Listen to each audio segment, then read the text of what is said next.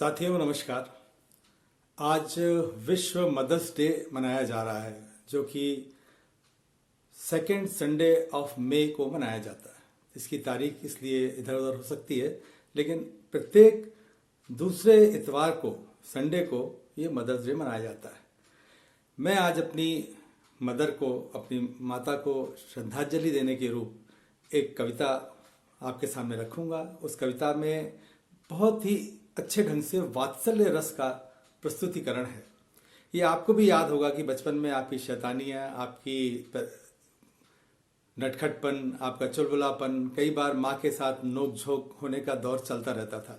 माँ कई बार डांटती भी थी, अगर डांट से नहीं समझते थे तो प्यार करती थी, पुचकारती थी, और पूरी कोशिश रहती थी कि माँ के साथ ही पूरा समय बिताया जाए।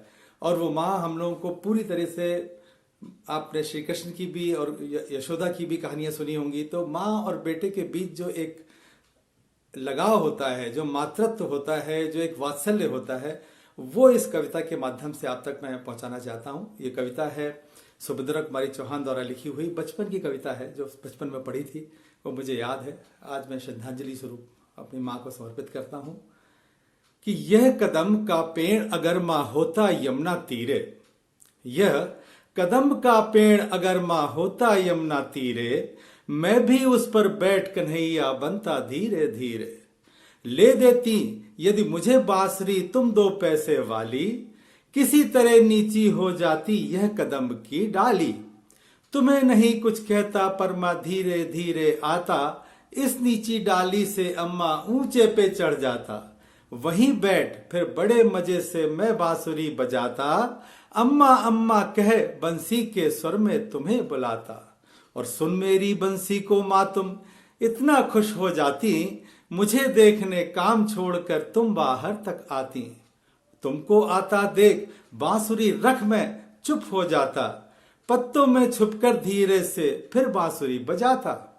गुस्सा होकर मुझे डांटती कहती नीचे आजा, गुस्सा होकर मुझे डांटती कहती नीचे आजा, पर मैं जब न उतरता हंसकर कहती मुन्ने राजा।